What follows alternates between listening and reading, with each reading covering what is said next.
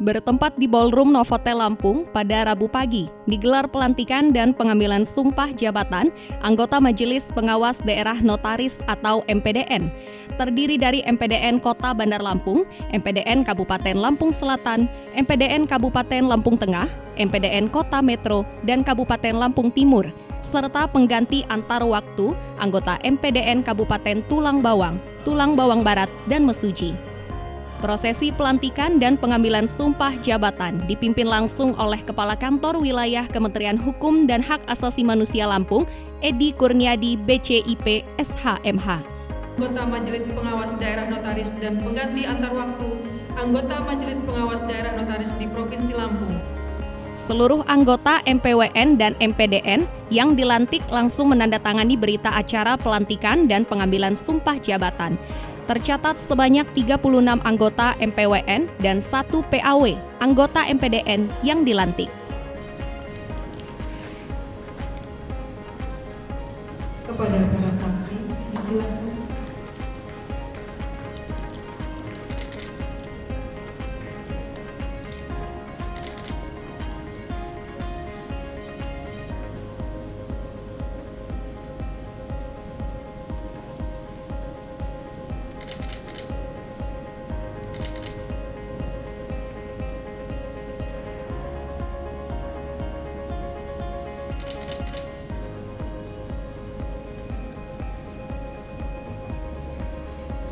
Kepada yang terhormat Kepala Kantor Wilayah, disilakan.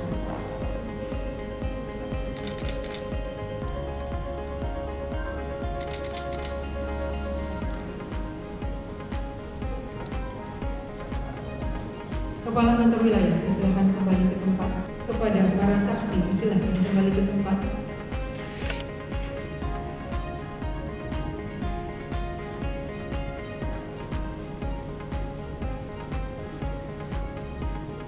Kepada anggota MPDN, silakan kembali ke tempat. Usai dilantik dan diambil sumpahnya, Kakanwil Kemenkumham Lampung didampingi para kepala divisi memberikan ucapan selamat.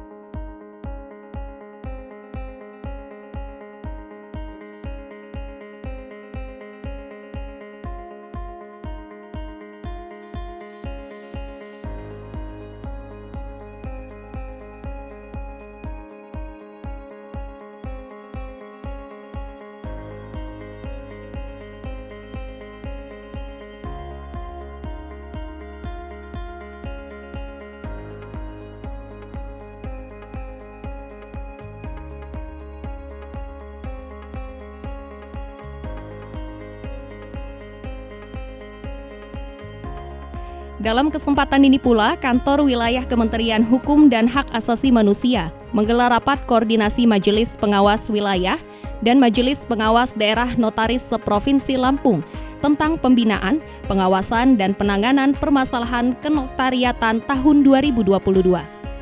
Dalam sambutannya, selaku Ketua Panitia Pelaksana Kegiatan, Kepala Divisi Pelayanan Hukum dan Hak Asasi Manusia Kanwil Kemenkumham Lampung, Dr. Alpius Sarumaha, SHMH, menyampaikan bila kegiatan rakor diikuti oleh 80 orang peserta, terdiri dari anggota MPWN, MPDN, para akademisi Fakultas Hukum dari berbagai perguruan tinggi, dinas atau lembaga terkait, dan pegawai di lingkungan Kemenkumham Lampung. Pada kesempatan ini, perkenankan saya melaporkan pelaksanaan kegiatan rapat koordinasi yang dilaksanakan pada hari ini. Pertama, dasar hukumnya itu di Undang-Undang Nomor 30 Tahun 2004 tentang Jabatan Notaris. Demikian juga di Peraturan Menteri Hukum dan HAM 15 Tahun 2020 tentang tata cara pemeriksaan Majelis Pengawas Terhadap Notaris. Demikian juga surat keputusan Kepala Kantor Wilayah Kementerian Hukum dan HAM Lampung tentang penyelenggaraan kegiatan rapat koordinasi Majelis Pengawas Wilayah Notaris Provinsi Lampung, Majelis Pengawas Daerah Notaris Seprovinsi Lampung tahun anggaran 2022. Maksud dan tujuan kegiatan yang dilaksanakan pada hari ini, pertama untuk menyelenggarakan koordinasi pelaksanaan tugas dan fungsi Majelis Pengawas Notaris di Provinsi Lampung guna membahas permasalahan-permasalahan yang dihadapi agar mendapatkan solusi terbaik. Dan tujuannya tidak lain adalah untuk meningkatkan efektivitas pelaksanaan tugas dan fungsi Majelis Pengawas Notaris hingga tercapai tujuan pembinaan dan pengawasan terhadap notaris sesuai yang diamanatkan dalam peraturan perundang-undangan. Waktu dan tempat kegiatan seperti pada hari ini dilaksanakan pada hari Rabu tanggal 25 Mei tahun 2022 bertempat di Hotel Novotel Bandar Lampung. Dan juga pada saat ini kami laporkan bahwa narasumber yang akan menyampaikan materi-materi pada kegiatan nanti, pertama nanti ada Bapak Jul A.P. Esa selaku Ketua Pengurus Wilayah Kantor Notaris Indonesia Provinsi Lampung. Demikian juga nanti saya sendiri, Dr. Alfius Maha SMH, Kepala Divisi Pelayanan Hukum dan HAM Kantor Wilayah Kementerian Hukum dan HAM Lampung, dengan materi nanti tugas dan fungsi MPN dan PN, penerapan prinsip mengenali pengguna jasa PMPJ oleh notaris. Pada kesempatan ini juga perlu kami laporkan bahwa peserta rapat koordinasi berjumlah 80 orang, terdiri dari ketua, wakil ketua, anggota, dan sekretaris Majelis Pengawas Wilayah Notaris Provinsi Lampung dan Majelis Pengawas Daerah Notaris Provinsi Lampung. Demikian beberapa hal yang kami laporkan.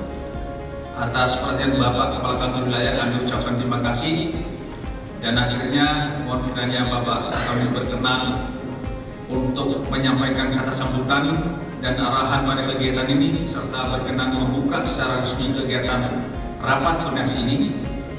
Atas kesediaan Bapak akan kami ucapkan terima kasih. Demikian yang bisa saya laporkan. Terima kasih.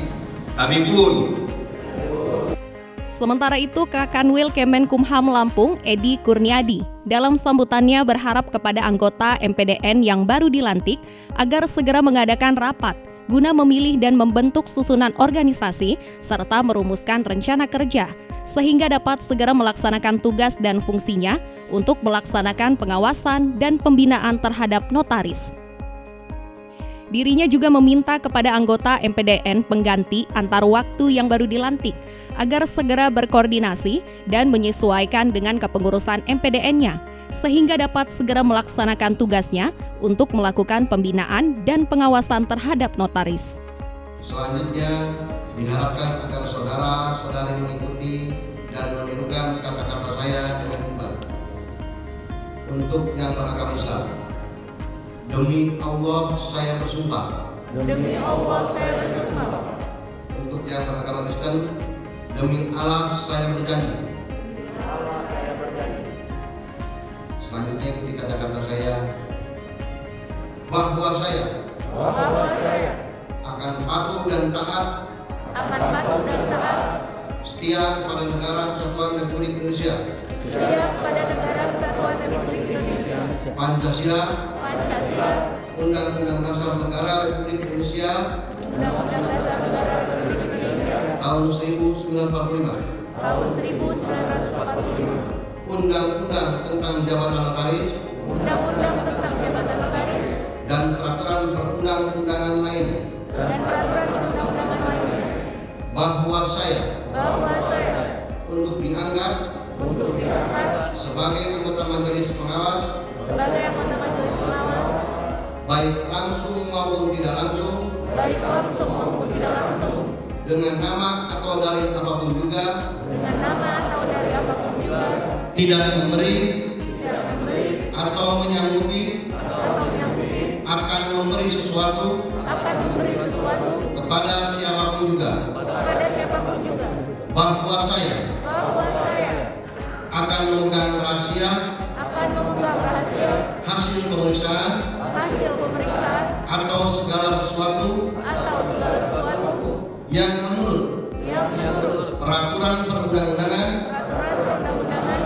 atau menurut sifatnya harus dirahasiakan, bahwa saya tidak akan menerima hadiah atau suatu pemberian berupa apa saja dari siapapun juga yang saya tahu atau patut dapat menduga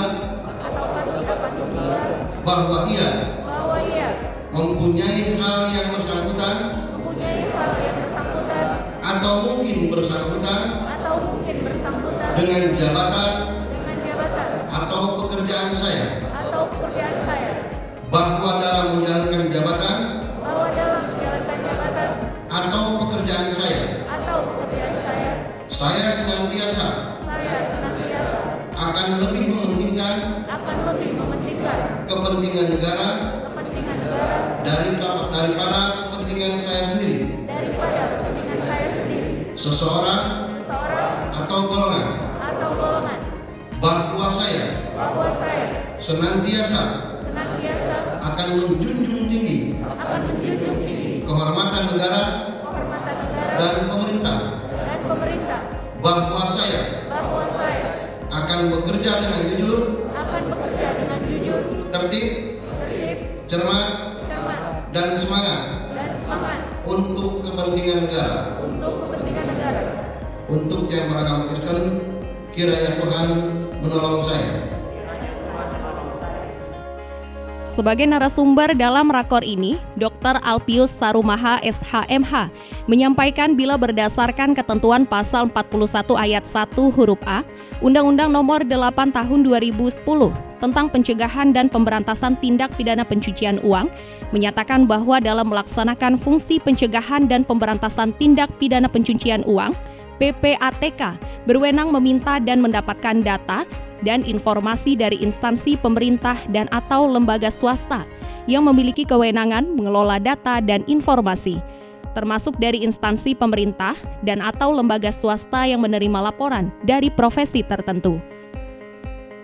Dalam penjelasan pasal dimaksud, disebutkan bahwa yang dimaksud profesi tertentu antara lain notaris. Selanjutnya pasal 3 dan pasal 4 Peraturan Pemerintah Republik Indonesia Nomor 43 Tahun 2015 tentang pihak pelapor dalam pencegahan dan pemberantasan tindak pidana pencucian uang juga menyebutkan bahwa pihak pelapor antara lain mencakup notaris, dan notaris wajib menerapkan prinsip mengenali pengguna jasa atau PMPJ. Guna melaksanakan kewajiban notaris, dimaksud Kementerian Hukum dan Hak Asasi Manusia sebagai lembaga pengawas dan pengatur notaris telah mengundangkan Peraturan Menteri Hukum dan Hak Asasi Manusia Republik Indonesia Nomor 9 Tahun 2017 tentang penerapan prinsip mengenali pengguna jasa bagi notaris. Penerapan PMPJ oleh notaris dimaksudkan agar notaris tidak tindak pidana pencucian uang dan pelaku tindak pidana pendanaan terorisme dengan mengidentifikasi setiap orang yang akan menggunakan jasa notaris. Bapak Ibu, saya di Lampung ini baru kurang lebih ya dilantik di bulan Maret efektif tanggal 11. Dan puasa terus seterusnya kurang lebih efektif 1 bulan ini Pak Jo. Ini patut juga saya berikan apresiasi begitu sampai kita di wilayah Lampung ini langsung kontak dengan Pak Jo, dan ada juga Pak Rizal di sini dan teman-teman yang lain yang memberikan kita informasi-informasi, sehingga walaupun baru beberapa saat saya merasa seperti sudah lama di wilayah Lampung, dan ini pertama sekali saya di Lampung, sebelumnya belum pernah ya, karena kalau kami balik kampung ya dari Jakarta langsung ke Sumatera Utara. Kebetulan saya berasal dari Kepulauan Nias, jadi kalau dari Kepulauan Nias ada marganya, kalau saya marganya Sarumaha. Hanya yang bilang saya dari Tiongkok Selatan, saya pastikan saya bukan dari Tiongkok Selatan. Wajahnya saja yang mirip-mirip. Ya. Kalau dari Tiongkok itu kan matanya kan sipit-sipit, kalau kami sempit-sempit. Nah, itu saja bedanya. Ya, jadi saya masih ada di kepulauan, masih ada di Negara Kesatuan Republik Indonesia. Walaupun Kepulauan Nias itu di peta paling kecil sekali. Hanya titik besarnya setelah gempa. Karena dulu yang laut naik dari daratan, ada beberapa kilometer naik. Dulu banyak ribut-ribut masalah tanah di sana kan, karena kurang luas. Akhirnya apa? Cara meluaskannya ada gempa yang laut itu jadi daratan.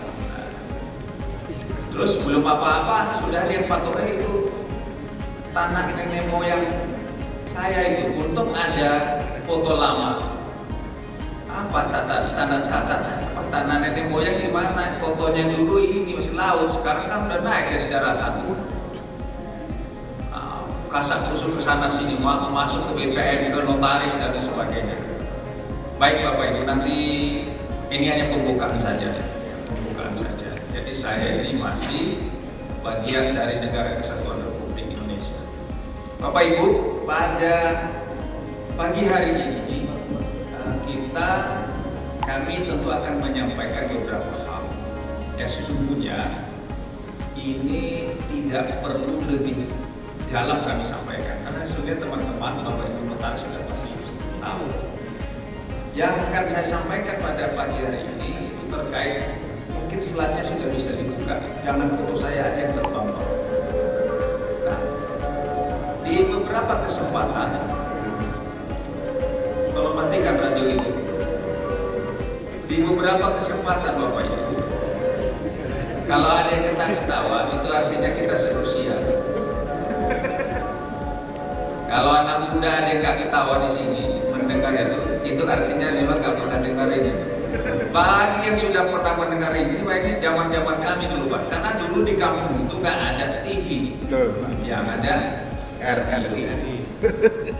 Ya, jadi kenapa di setiap presentasi saya tetap ingatkan ini, mengingatkan saya untuk tidak melupakan sejarah. Kalau pada saat ini ada yang namanya digital, ada WhatsApp dan sebagainya, saya ingatkan semuanya itu berproses. Kalau ini dulu tidak ada radio ini, mungkin kami di kepulauan sana tidak akan pernah mendengar bahwa Indonesia sudah merdeka. Jadi jas merah, jangan sesekali melupakan sejarah. Kita tidak perlu merasa minder kalau misalnya ada anak yang zaman sekarang ini terkadang buka WA dan ini beberapa program, terkadang anak saya tanya, ceritanya malah apa ini, aduh baca saja Pak. Ya sudah, saya apa? Memang berbeda zaman, berbeda suasananya. Ya, berbeda zaman, berbeda suasananya. Nah, ini sengaja mau saya sampaikan bahwa apapun rangkaian, apapun yang kami disampaikan pada saat ini tidak lepas dari sejarah-sejarah zaman dulu. Bapak Ibu, ini yang mau saya sampaikan ini adalah masalah bagaimana kepatuhan terhadap notaris dalam penerapan PMBG. Kan gitu ya. Sebenarnya saya dari awal mikir-mikir untuk apa sih sebenarnya ini. Karena kan notaris itu sudah ada diberikan kebebasan, ya, ada yang namanya kerahasiaan yang harus dijaga. Tapi sesungguhnya saya mau sampaikan bahwa memang satu-satunya yang pasti terjadi adalah perubahan, kecuali perubahan itu sendiri. Artinya perkembangan ini juga kita tidak bisa lupakan, tidak bisa kita kesampingkan. Bahwa pada saat ini sebagaimana informasi-informasi yang kita dengar dan sebagaimana yang kita lihat, Indonesia sendiri pada saat ini jelas termasuk dalam negara G20. Coba di negara G20. Nah, ini saya awalnya apa G20? Karena saya ingat dulu ada bimbingan belajar G, ada bimbingan. Jangan-jangan itu maksudnya ini. Ternyata Bapak Ibu, itu logo yang ada ini merah ini nanti berubah-ubah di setiap negara yang melaksanakan rapat-rapat terkait G20 ini. Karena ada 20 negara yang terlibat di dalam G20 ini.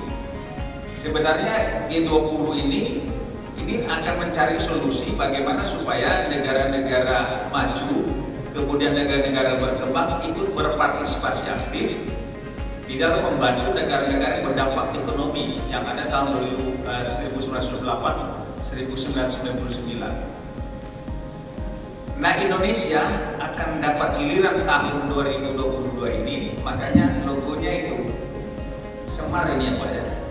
Bukan ya Pak? Wayang-wayang gitu ya. Ini nanti di setiap negara akan beda-beda logonya, makanya ini logonya seperti ini. Jadi Indonesia sebagai anggota G20 memang masih banyak, ada 20, 19 ditambah satu dengan apa? Uni Eropa. Ada Afrika Selatan, Amerika Serikat, kemudian ada Arab, demikian juga ada India.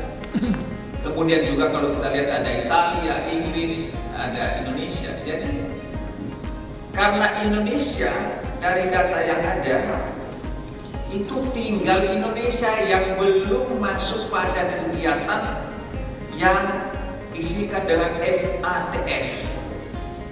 Jadi FATF yang ada sini Financial Action, seterusnya saya agak sedikit biar berdiri biar lebih agak kaku kalau ada Action Task Force. Sebenarnya ini tujuannya ini tidak lain adalah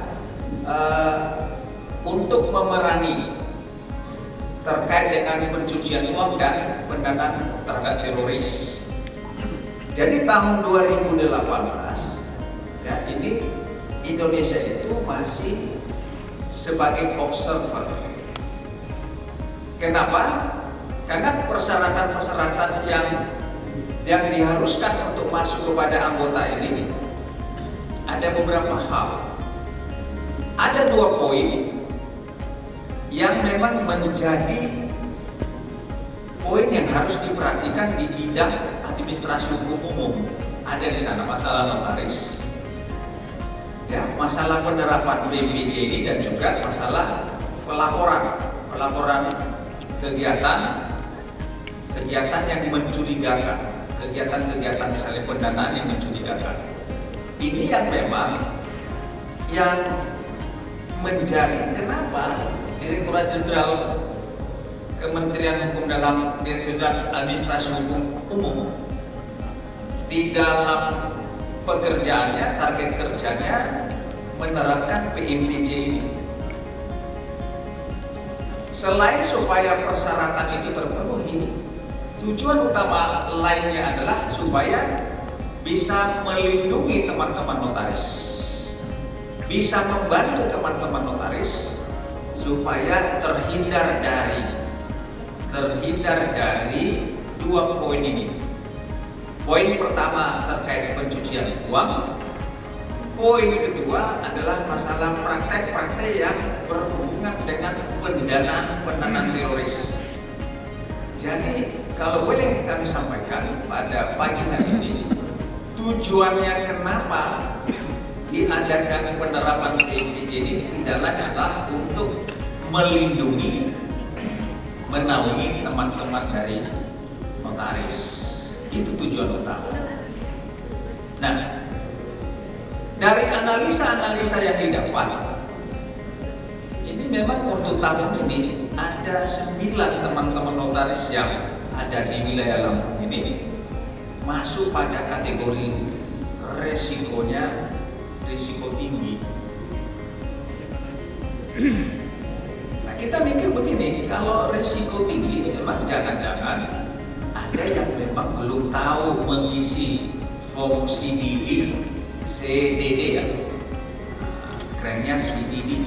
Nah, kalau form CDD ini Bapak Ibu tentu sudah tahu ada form isian itu, bagaimana cara mengisinya. Jangan-jangan itu belum terinformasi dengan baik dan benar. Jangan-jangan, mohon maaf, jangan-jangan yang ngisi bukan Bapak Ibu notarisnya, mungkin stafnya di kantor yang mengisi. Sehingga pada saat itu di-upload, pada saat itu dikirim menjadi tinggi Pak Jodoh. Tapi tidak apalah, kalau pada semester ini ada 9 yang tinggi, nanti jangan-jangan pada saat nanti kita berkunjung, kita kan audit ini. Audit ini sudah mulai pada hari ini, terhadap teman-teman yang 9 itu sudah dikirimin surat. Nanti turun tim itu. Kebetulan di tim yang pertama ini saya sebagai ketua tim. Nggak perlu takut Bapak ini. Kita akan berikan solusi seperti apa. Jangan-jangan ada yang silap, ada yang salah. Dan pada saat nanti ada koreksi, nanti kita akan rekomendasikan lagi. Nah itu dia. Jadi nggak perlu khawatir Bapak Ibu. Kita akan bantu sebisa mungkin supaya segera itu menjadi tidak lagi risiko tinggi. 9 orang di sini. Ya. Nah, saya juga sudah rapat dengan tim kemarin. Tim saya ketua tim, terus Pak Rizal dan ada anggota yang lainnya akan turun melihat itu. Jadi bahwa sesungguhnya ini bukan membuat jadi birokrasi tanpa panjang atau membuat malah saya kok terganggu benar ya dengan keadaan. Tidak. Sekali lagi fungsinya adalah untuk menjaga, mengawal Bapak Ibu, teman-teman notaris. Karena notaris ini tugas pejabat umum, banyak tugas-tugas negara yang ada di teman-teman notaris. Makanya teman-teman notaris itu kan nggak sembarang pakai logo, itu lambang negara langsung. Jadi kita harus jaga. Makanya juga notaris nggak pernah ada orang asing. Jadi notaris kenapa? Banyak rahasia negara yang ada di dalamnya. Maka tugas kami juga dari Kementerian Hukum dan HAM menjaga, melindungi supaya tugas-tugas negara yang ada itu tidak disalahgunakan. Sementara itu, Ketua Ikatan Notaris Indonesia Pengurus Wilayah Lampung, Zul April SH, menghimbau para notaris untuk tidak ragu dalam penerapan PMPJ dengan mengisi form SafeDD serta melaporkan melalui aplikasi GoAML. Tugas sebagai MPD ini memang amanah undang-undang yang kalau dibilang berat, ya nggak berat-berat amat, Pak. Kalau dibilang ringan, ya cukup berat karena amanah yang dipegang. Nah, terkait masalah prinsip mengenal pengguna jasa, ini memang udah mungkin kalau yang anggota NPD yang sudah periode-periode sebelumnya udah bosan melihat saya selalu PMPJ terus ya Pak Didi ya, aduh nggak habis-habis. Kenapa ini nggak habis-habis?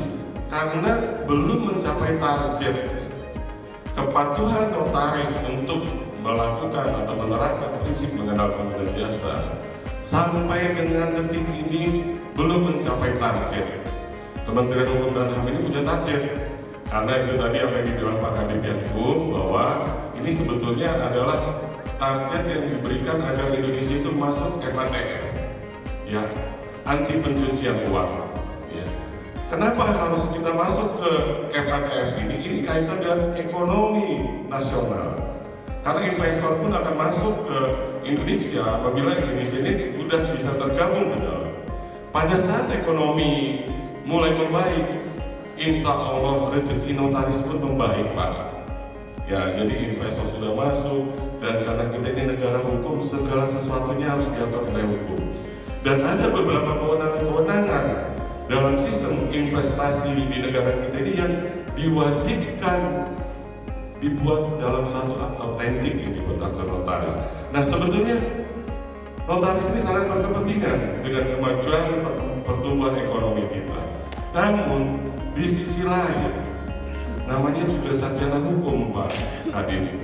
Berbagai macam pendapat, satu aturan bisa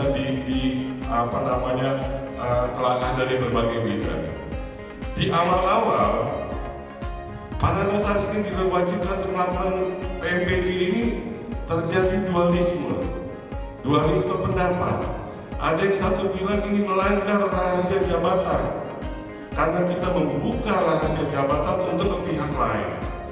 Ada yang bilang tidak, ada yang bilang no comment, istilahnya apa ya, samina wa atau nah kalau nggak salah, ikutin banyak aja deh. yang mana yang banyak kita ikut. Itu yang terjadi. Kami dari Ikatan Notaris Indonesia ini tidak henti-hentinya juga di pengurus pusat itu melakukan rapat-rapat baik dengan Kemenkumham, dengan PPATK, ya, dengan PPINI untuk mencari formulanya seperti apa sih supaya teman-teman notaris ini bisa menerima dan kita juga sebagai bagian dari pejabat umum yang diberikan kewenangan oleh negara membantu program pemerintah untuk kemajuan Indonesia tercinta. Nah, coba dilanjutkan ini nanti selama nama saya kalau dasar hukum sudah tadi sudah dibahas, ini belum kayaknya jelas ya. Nah, ini juga ada penyedia jasa keuangan, penyedia barang dan atau jasa lainnya. Nah, itu ada pihak pelapor. Nah, sebelum kembali ke sini, saya juga waktu itu pernah bilang, kenapa namanya prinsip mengenal pengguna jasa? Padahal di undang-undang menyebutkan kita ini pejabat, bukan biro jasa. Ternyata memang sebetulnya kalau dilihat ke aturan-aturannya di Kemenkumham dan lain sebagainya, pada saat kita melakukan tugas jabatan sebagai notaris, sebagaimana diamanahkan dalam pasal 15 ayat 1 UJM, kewajiban PPJ itu tidak ada, Pak. Hanya dilakukan itu untuk memitigasi resiko. Kewajiban PPJ itu baru diwajibkan apabila notaris melakukan pekerjaan di luar kewenangannya sebagai pejabat umum, membuat akte. Misalkan dia tugasnya membuat akte, tapi dia mengurus perizinannya, terus mengurus lagi dokumen-dokumen yang lainnya, membayarkan pajak, terus menerima juga kuasa dari calon pembeli yang ada di luar daerah untuk membayarkan sesuatu barang atas kuasa, itu wajib. Tapi kalau kerjaannya cuma membuat akte, orang buat akte sewa menyewa, orang buat akte perjanjian kawin, tidak ada kewajiban notaris untuk melaporkan PPJ, kecuali apabila ada kecurigaan dari notarisnya tentang profil si pengharap ini tidak sesuai. Nanti kita akan bahas. Saya kalau udah ngomong lihat ini nanti lagi-lagi. Coba lanjut, Mas. Nah, ini terus ya, profesi ini masuk dari notaris ya. Jadi ada di pasal 3 PP 43 itu, terus Mas, advokat, notaris, PPAT, akuntan publik, perencana keuangan. Inilah menurut pasal 3 PP 43 sebagai pihak pelapor dari unsur profesi. Lanjut, Mas. Nah, notaris tadi saya sudah sampaikan, tindakan dalam jabatan sesuai dengan UJN dan peraturan perundang-undangan lain wajib menerapkan prinsip mengenal penghadap. Ingat, mengenal penghadap, karena di akte kita pun biasanya setelah komparis itu para penghadap saya notaris kenal, baik melalui dokumen kependudukan atau memang kenal. Jadi mengenal penghadap itu wajib. Kalau penghadap tidak dikenal, notaris harus menolak untuk membuatkan aktenya. Yang kedua, ada kewajiban menjaga rahasia jabatan. Yang ketiga, tidak ada kewajiban PPJ dan APKM apabila tindakan dalam jabatan.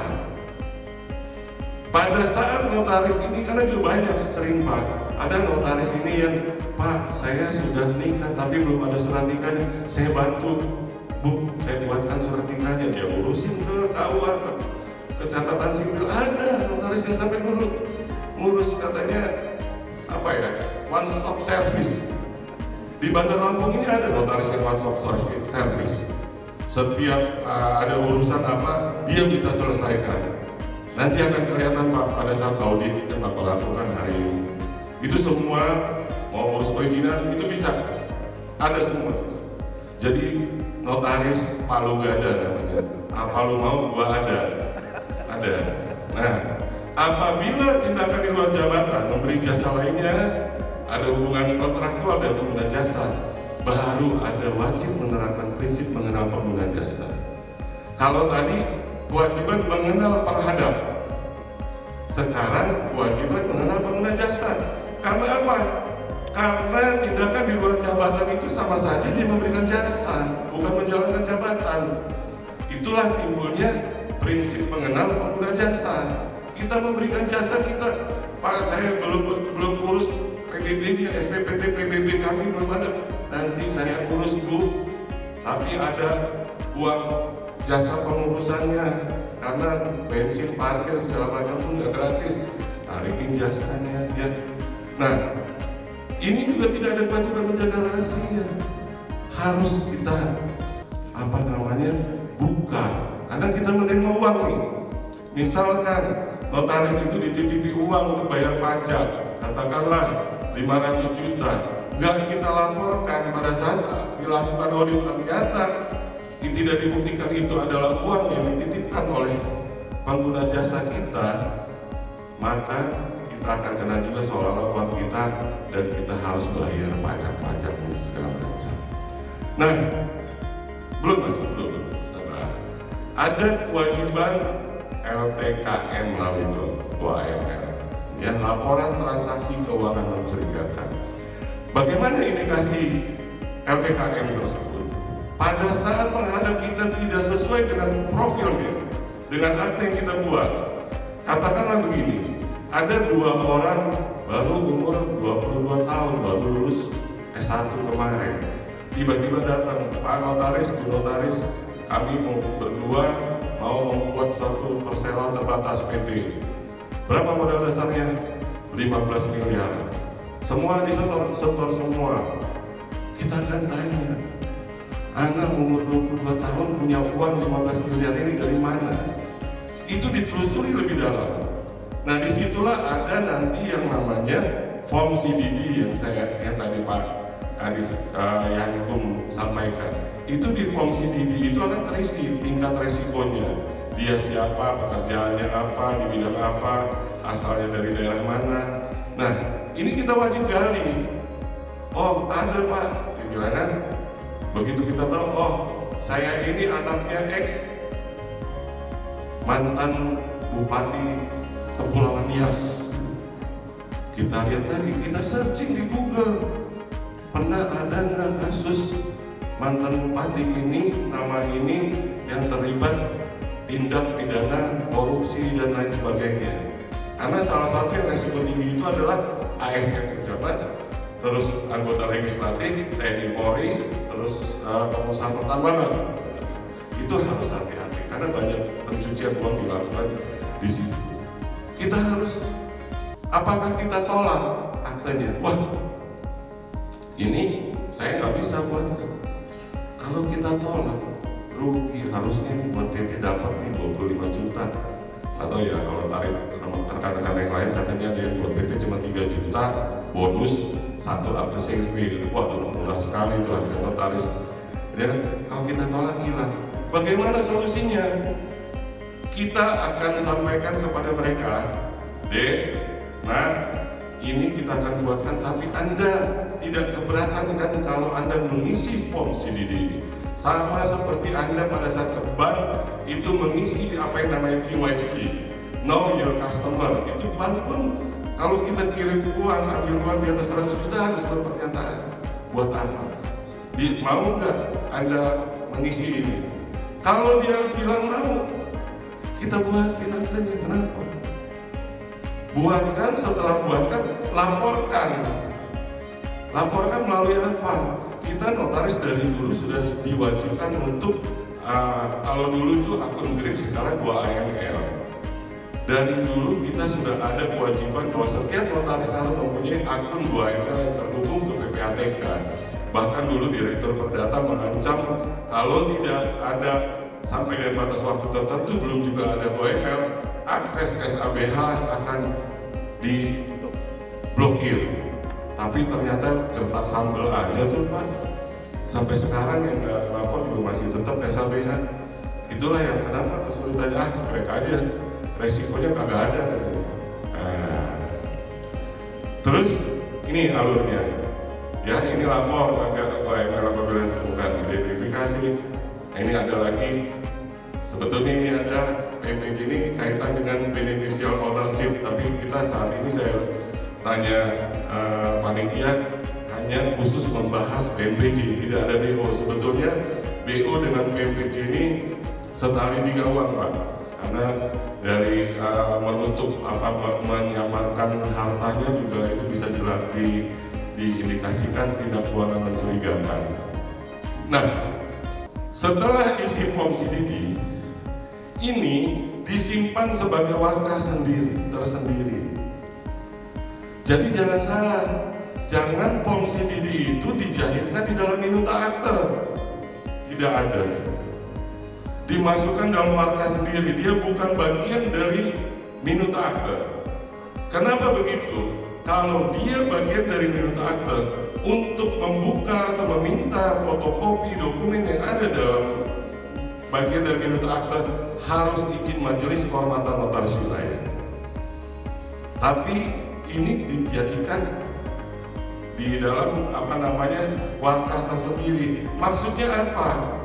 Pada saat kita melakukan PMPJ, seperti tadi saya bilang, ternyata clear di Google tidak ada bupati ini pernah korupsi segala macam, dia memang orang kaya, warisannya banyak segala macam, jadi itu harta bersih, kita jalankan. Tiba-tiba bisa tekan atas seminggu kemudian KPK tangkap, kita keseret-seret. Kita udah bilang pada saat itu kami sudah lapor PPJ, Pak, dan kami sudah laporkan. Apa salah saya sebagai notaris?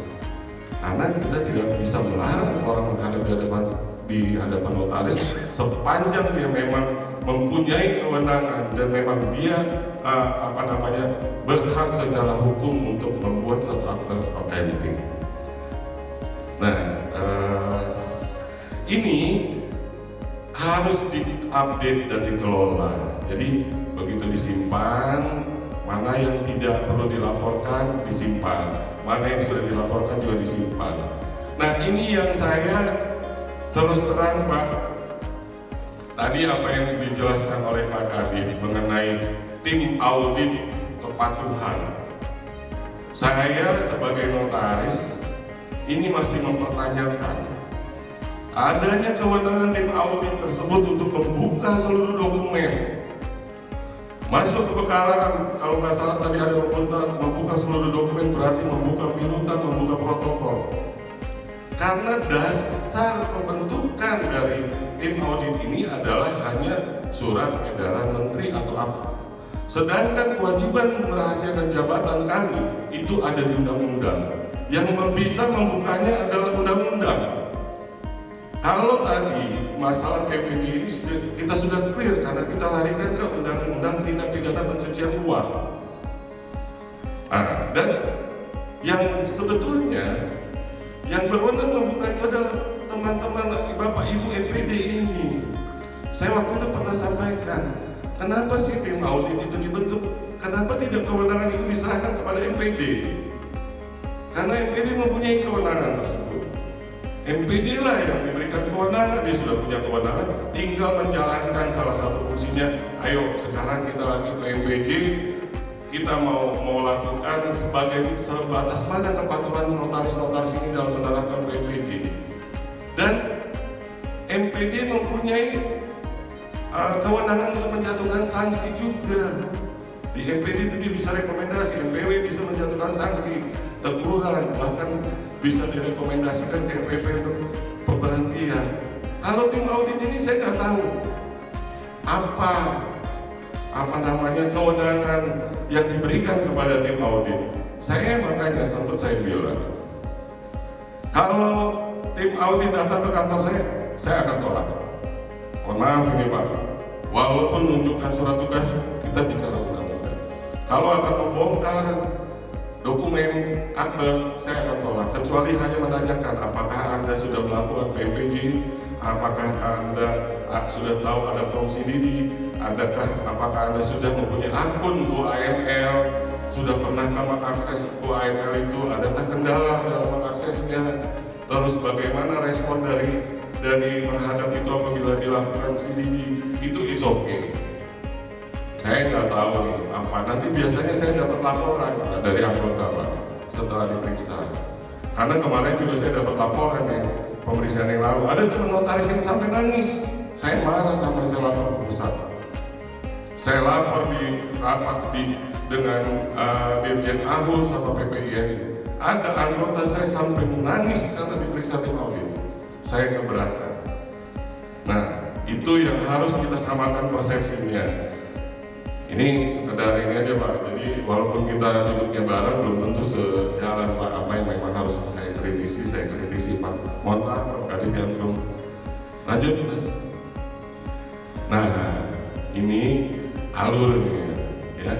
Alurnya seperti ini. Bisa apabila udah identifikasi jasa notaris, kalau dia termasuk jasa notaris yang dalam pasal 2 ayat 3, ayat 2 ayat 3 ini yang transaksi di atas 100 juta sama kemudian di Permenkumham ya.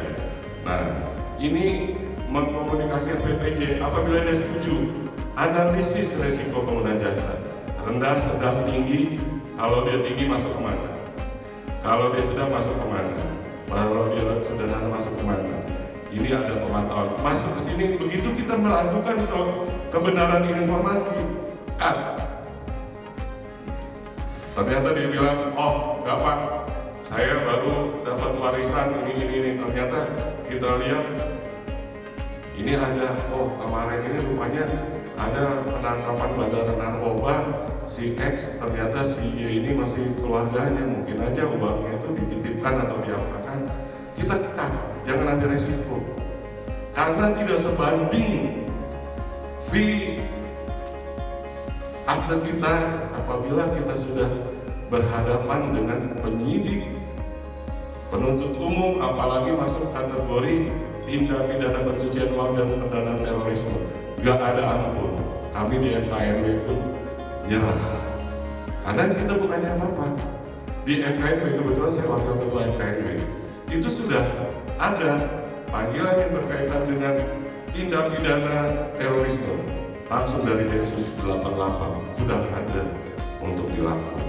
Tindak pidana korupsi pencucian uang sudah ada. Kita akan bingung karena kita juga diminta untuk membantu menyelamatkan keuangan negara dan menyelamatkan negara Kesatuan Republik Indonesia. Lanjut Mas. Nah, apa sih transaksi keuangan mencurigakan itu? Ini diatur di pasal 1 angka 5 Undang-Undang 8 2010. Transaksi keuangan yang menyimpang dari profil, karakteristik atau kebiasaan pada transaksi dari pengguna jasa yang bersangkutan. Seperti tadi saya bilang, menyimpang dari profil. Transaksi keuangan oleh pengguna jasa yang patut diduga dilakukan dengan tujuan untuk menghindari pelaporan transaksi yang wajib dilakukan oleh pihak pelapor sesuai dengan ketentuan undang-undang ini.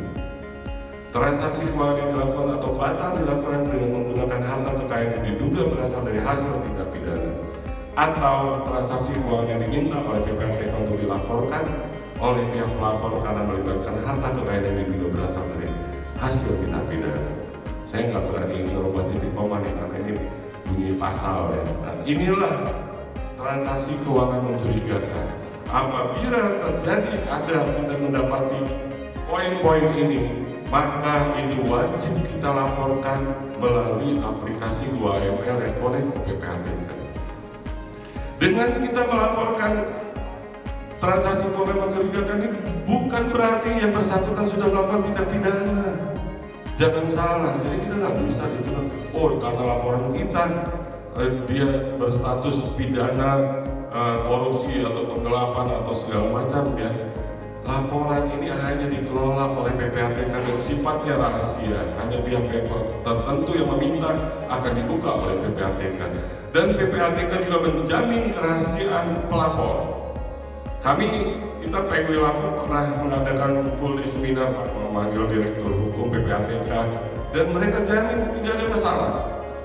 Jadi waktu itu bagaimana PW Lampung ini meningkatkan partisipasi anggotanya untuk mempunyai akun 2AML, kami sampai mengadakan full day seminar, mengundang dari PPATK, dari Direktur Perdata Mas Antur datang, dari Majelis Pengawas Pusat Notaris datang untuk membuka mindset teman-teman notaris ini bahwa kita memang wajib dan harus punya akun 2AML, tapi kita juga harus tahu yang mana yang kita laporkan.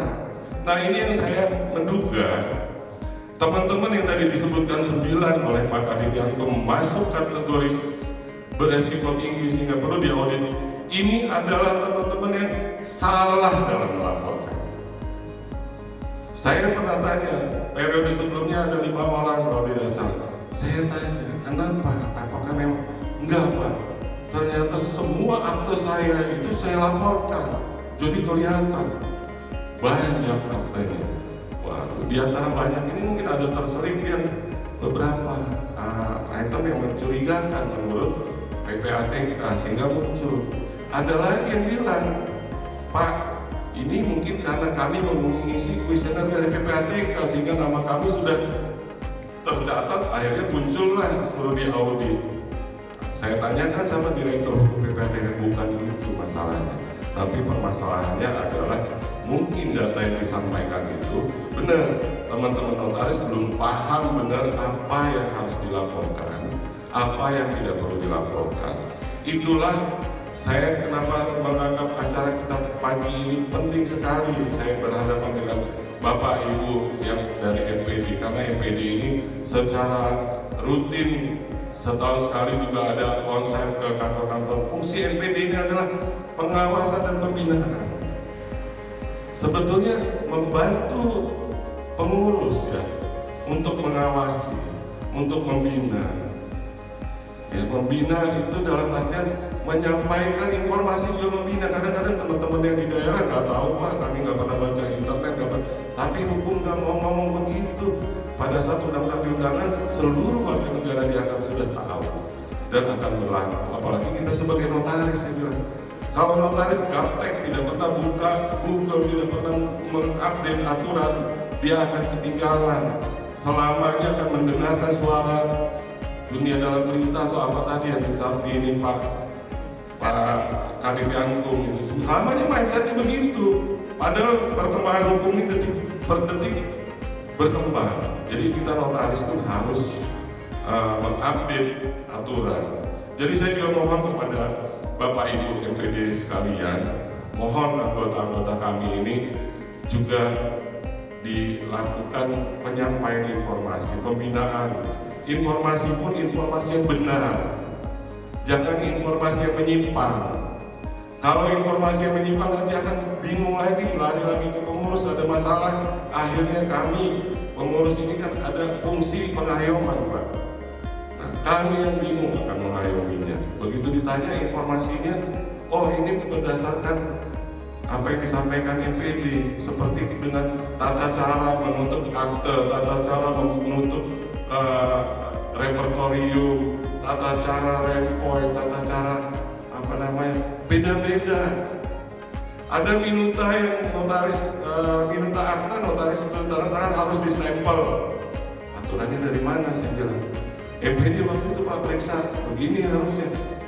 MPD-nya dapat aturan dari mana harus begitu. Kita nggak kasih stempel disalahin gitu. Stempel notaris baca lagi saya bilang. Jangan diiya-iyakan aja apa yang disampaikan MPD. Itulah kenapa unsur MPD yang dari organisasi, saya sudah sampaikan juga kepada teman-teman ketua Pemda bahwa dalam mengusulkan rekan notaris yang akan duduk di NPD, paling tidak rekan tersebut mengetahui aturan-aturan baku tentang kenotarisan tentang kita. Jangan sampai nanti malah nggak tahu, begitu pemeriksaan ditanya ke unsur notarisnya sendiri nggak tahu. Nah, itu ya. Mudah-mudahan di periode ini nggak ada ya.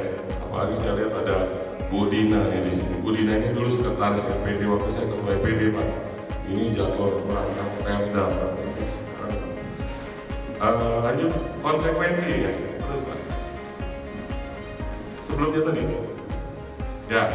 Nah, konsekuensi jika notaris memberi jasa lainnya, yang tadi jasa di luar kewenangan, kategorikan sebagai pihak pelapor, wajib registrasi, wajib menerapkan prinsip pengguna jasa, menyampaikan laporan. Ini semua ada di undang-undang tindak pidana pencucian uang, termasuk Permenkumham dan Perpres.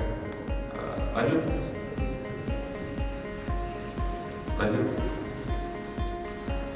Nah, harus dikenal dengan notaris. Ini tadi saya sudah sampaikan bahwa kenal secara pribadi, kenal karena diperkenalkan dua saksi pengenal, kenal berdasarkan pengenal atau yang tertulis. Lanjut, Mas. Usai kegiatan, Kakanwil Kemenkumham Lampung, Edi Kurniadi BCIP SHMH, mengatakan penerapan PMPJ guna mencegah pencucian uang dan pendanaan terorisme, di mana notaris bisa berperan aktif dalam pelaporan jika ada hal yang mencurigakan kegiatan kenoktariatan. Kegiatan acara pelantikan anggota Majelis Pengawas Daerah Notaris di wilayah Lampung dan juga sekaligus dilantikan dengan kegiatan rapat koordinasi Majelis Pengawas Wilayah Notaris Provinsi Lampung dan Majelis Pengawas Daerah Notaris Provinsi Lampung. Hadirin yang berbahagia, baru saja tadi kita ikuti bersama-sama pelantikan dan pengambilan sumpah jabatan anggota Majelis Pengawas Daerah Notaris yang terdiri dari Majelis Pengawas Daerah Notaris Kota Bandar Lampung, Kabupaten Lampung Selatan, Kabupaten Lampung Tengah, Kota Metro dan Kabupaten Lampung Timur, serta pengganti antar waktu anggota MPDN Kabupaten Tulang Bawang Barat dan Mesuji. Kepada MPDN yang baru saja dilantik, saya berharap agar segera mengadakan rapat serta memilih dan menunjuk susunan organisasi serta merumuskan rencana kerja sehingga dapat segera melaksanakan tugas dan fungsinya untuk melaksanakan pengawasan dan pembinaan terhadap notaris. Dan kepada anggota MPDN pengganti antar waktu yang baru dilantik, saya berharap agar segera berkoordinasi dan menyesuaikan dengan kepengurusan MPDN-nya sehingga dapat segera melaksanakan tugasnya untuk melakukan pembinaan dan pengawasan terhadap notaris. Hadirin yang saya hormati, berdasarkan ketentuan pasal 41 ayat 1 huruf A Undang-Undang Nomor 8 Tahun 2010 tentang pencegahan dan pemberantasan tindak pidana pencucian uang menyatakan bahwa dalam melaksanakan tugas fungsi pencegahan dan pemberantasan tindak pidana pencucian uang, PPATK berwenang meminta dan mendapatkan data dan informasi dari instansi pemerintah dan atau lembaga swasta yang memiliki kewenangan mengelola data dan informasi, termasuk dari instansi pemerintah dan atau lembaga swasta yang menerima laporan dari profesi tertentu. Dalam penjelasan dimaksud disebutkan bahwa yang dimaksud profesi tertentu antara lain notaris. Selanjutnya pasal 3 dan 4 Peraturan Pemerintah Republik Indonesia Nomor 43 Tahun 2012 tentang pihak pelapor dalam pencegahan dan pemberantasan tindak pidana pencucian uang juga menyebutkan bahwa pihak pelapor antara lain mencakup notaris dan notaris wajib menerapkan prinsip mengenali pengguna jasa. Guna melaksanakan kewajiban notaris dimaksud, Kementerian Hukum dan HAM sebagai lembaga pengawas dan pengatur notaris telah mengundangkan Peraturan Menteri Hukum dan Hak Asasi Manusia Republik Indonesia Nomor 9 Tahun 2017 tentang penerapan prinsip mengenali pengguna jasa bagi notaris atau PMPJ. Sementara itu, Kepala Divisi Pelayanan Hukum dan Hak Asasi Manusia Kanwil Kemenkumham Lampung, Dr. Alpius Sarumaha SHMH, penerapan PMPJ dengan mengisi form CDD perlu dilakukan notaris. Ya, kita dalam penerapan PMPJ ini bagaimana bukti bekalnya, kita terus mengingatkan teman-teman notaris, karena sebenarnya fungsi penerapan ini tidak hanya menjaga teman-teman notaris juga ya, supaya bisa terlindungi begitu ya. Dan tujuannya juga tidak adalah memang kita harus memastikan bahwa notaris harus juga sebagai pejabat umum yang melaksanakan tugas negara harus bisa juga mendukung supaya benar-benar Indonesia sebagai anggota daripada G20 ini benar-benar kita bisa nanti pada organisasi ini kita tidak hanya sebagai yang observer saja, tapi benar-benar sudah bisa menerapkan itu. Dan salah satu target-target yang memang diinginkan adalah ada di AHU ini tindakan-tindakan yang memang harus dilakukan itu ada di AHU, terutama adalah penerapan PMPJ. Itu yang kita lakukan. Kita terus sosialisasikan ke teman-teman notaris. Dirinya menghimbau agar notaris dapat menjalankan fungsinya dalam membantu upaya pemerintah dalam pencegahan tindak pidana pencucian uang dan pendanaan teroris. Jeffrey Ardi, David Sihotang melaporkan.